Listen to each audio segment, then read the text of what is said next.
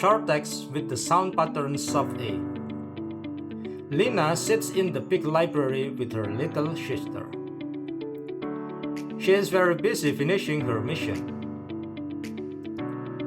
She wants to build her understanding of professionalism.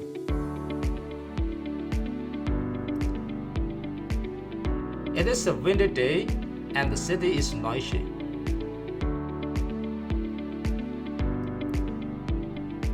After studying, she moves her body and touches her nose.